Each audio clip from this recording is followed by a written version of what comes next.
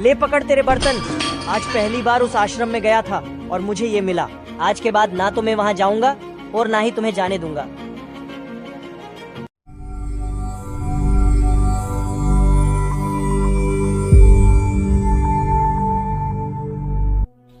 एक नगर में एक विधवा औरत रहती थी जिसका नाम रमा था। रमा का एक श्याम नाम का पुत्र था।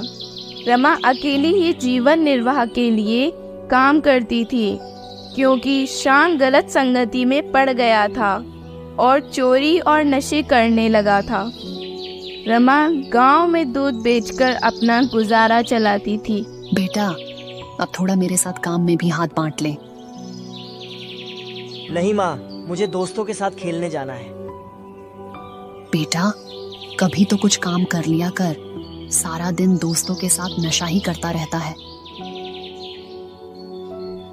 पूर्ण परमेश्वर की रजा से उस शहर में एक प्रसिद्ध साधु आए हुए थे।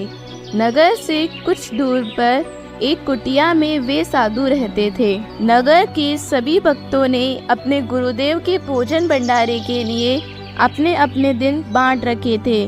रमा की पड़ोसी भी उन महात्मा की भक्त बन गई थी। एक दिन लक्ष्मी का भोजन की सेवा का दिन आया। लक्ष्मी के घर दूध खराब हो गया था। अगर गुरुदेव को खीर नहीं खिलाई तो मेरी सेवा अधूरी ही रह जाएगी। एक काम करती हूँ, रमा के यहाँ से ले आती हूँ। उसके यहाँ दूध काफी है, वह बेच कर भी आती है। राम राम बहन, कैसी हो? मैं ठीक हूँ बहन, आप सुनाओ। मैं भी ठीक हूँ। श्याम नहीं आया क्या अभी? कहाँ आया बहन, मैं तो बस इसी के कारण दुखी रहती हूँ। कभी तो आधी रात को आता है तो कभी आता ही नहीं। नशे में न जाने कहाँ पड़ा रहता है। परेशान हो चुकी हूँ। रो मत बहन, भगवान उसे जरूर सुधारेगा। क्या हुआ बहन, आप किस काम आई थी? बहन, आज मेरा गुरुदेव के लिए भोजन प्रसाद बनाने का दिन है और आज हो घर का सारा दूध खराब हो गया। अगर तुम थोड़ा उधार दे देती तो शायद मैं भी गुरुदेव के लिए खीर बना लेती। रमा ने अपने घर का सारा दूध उठाया और बिना कुछ अपने लिए रखे ही सारा दूध लक्ष्मी के हाथों में थमा दिया। ये लो बहन, गुरुदेव के लिए भोजन बना लेना, लेकिन मैं इसे वापस नहीं लूंगी। लेकिन बहन, तूने अपने लिए तो कुछ भी नहीं रखा। नहीं बहन, क्या पता कहीं कम पड़ जाए। ऐसा मौका मुझे कब मिलेगा। आप सारा ही ले जाओ। लक्ष्मी बहुत प्रभावित हुई और सोचती ही रह गई।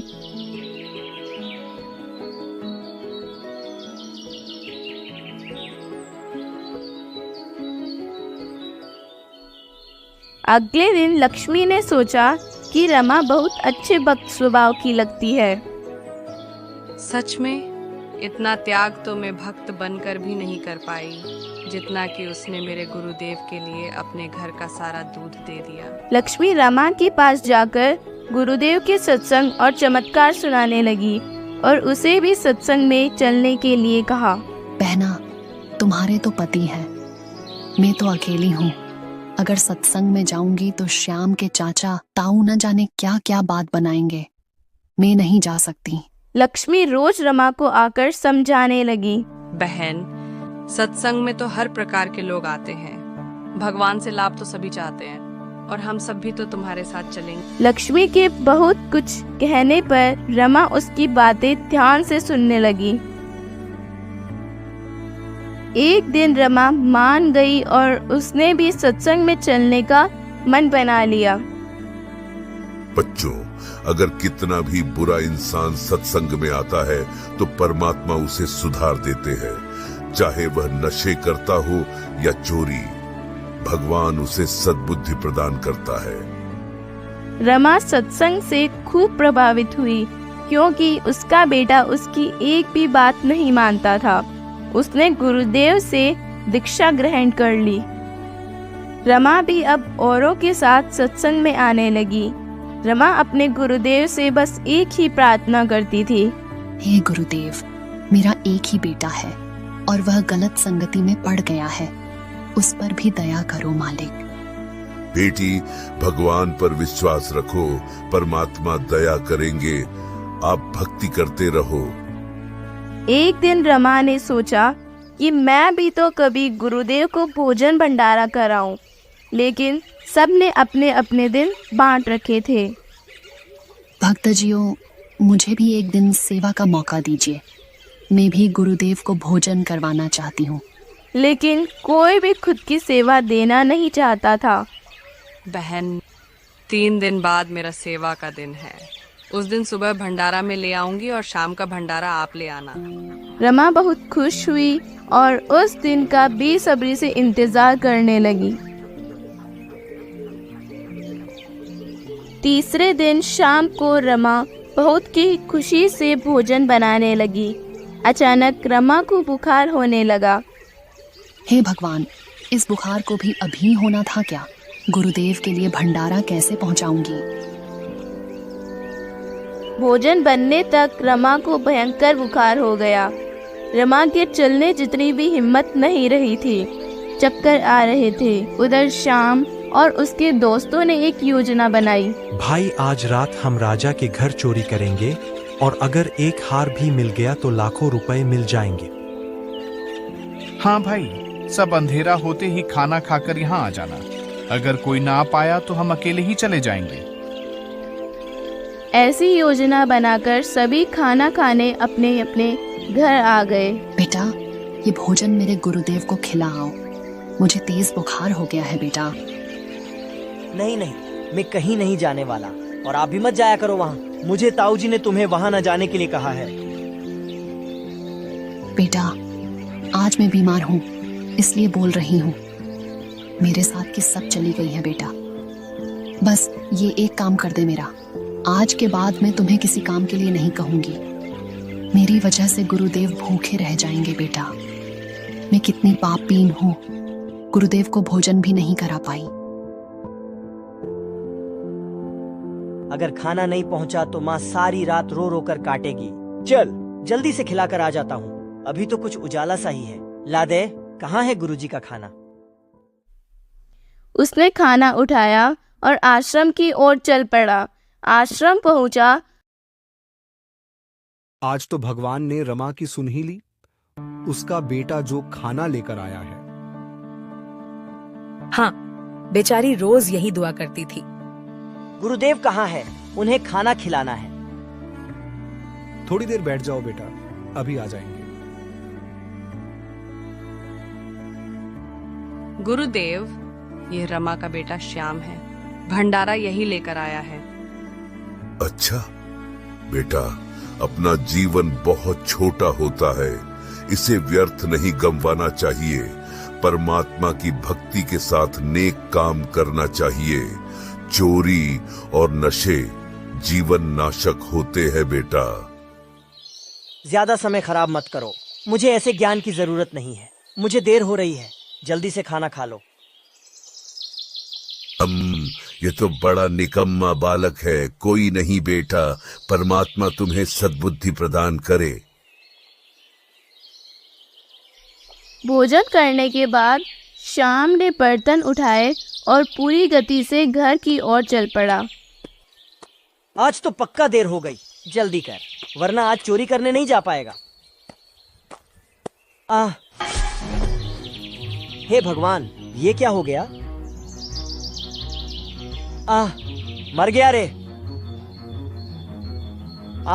अब तो किसी भी हाल में चोरी के लिए नहीं जा पाऊंगा।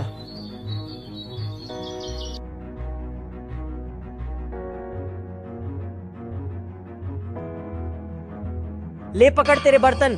आज पहली बार उस आश्रम में गया था और मुझे ये मिला। आज के बाद ना तो मैं वहां जाऊंगा और ना ही तुम्हें जाने दूंगा।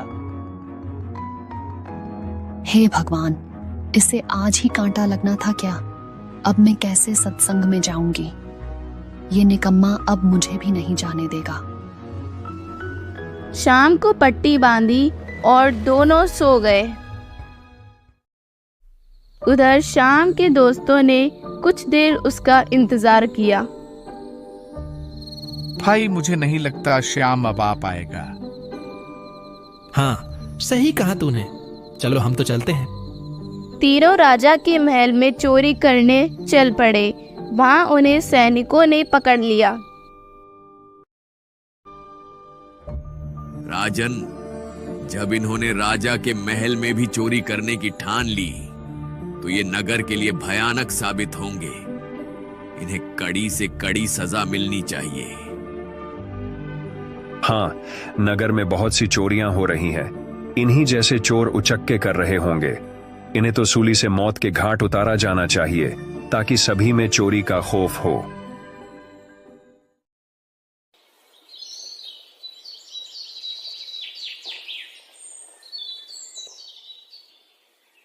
आज शाम इन्हें सूली से मरना है। इन्हें पूरे नगर में घुमा दो कि इन्हें चोरी का क्या दंड मिला है, ताकि कोई और चोरी करने का दुस्साहस ना करें। सैनिक उन्हें लेकर घुमाने निकल पड़े। उधर रमा ने शाम का कांटा निकाल दिया और शाम अपनी माँ पर ताने कस रहा था। भला ऐसे भी कोई संत होते हैं जिनके आश्रम में जाने से किसी को कष्ट मिले? बेटा, भगवान जो करता है वो करता है। अच्छा, मुझे कांटे की इतनी पीड़ा हो रही है, वो ठीक है?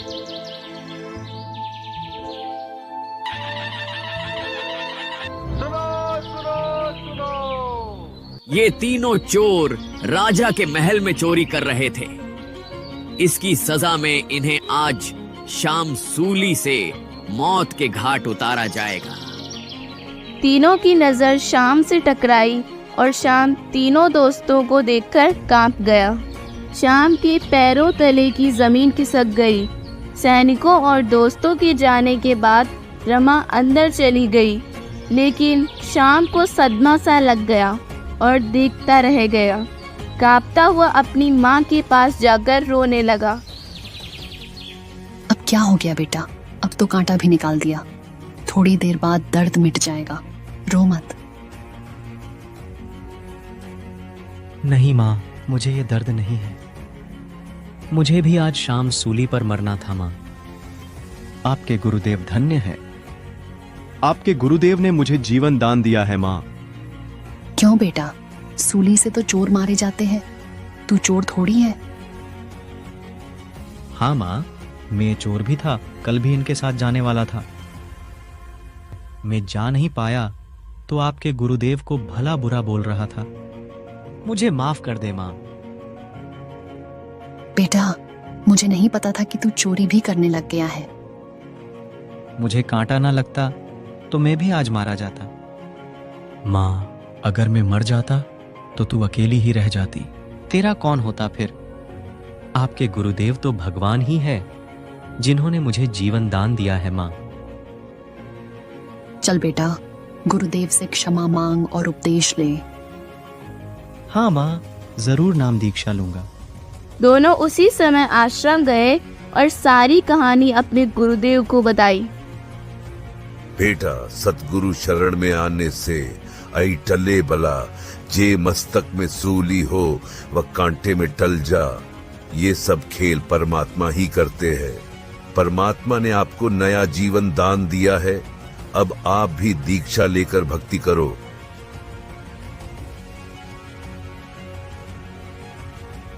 ये अनमोल ज्ञान जगत गुरु तत्वदर्शी संत रामपाल जी महाराज के सत्संगों का अंश मात्र है। संपूर्ण आध्यात्मिक ज्ञान के लिए सुनिए संत रामपाल जी महाराज के मंगल प्रवचन।